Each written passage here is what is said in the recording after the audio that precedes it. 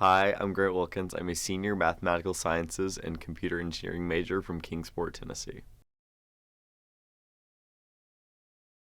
One of my favorite Clemson moments is looking out over all the people that came out for Tigerama last year.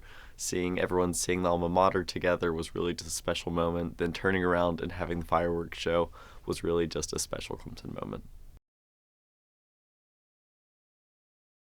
Currently, my research is focused on reducing the energy consumption of massive supercomputers.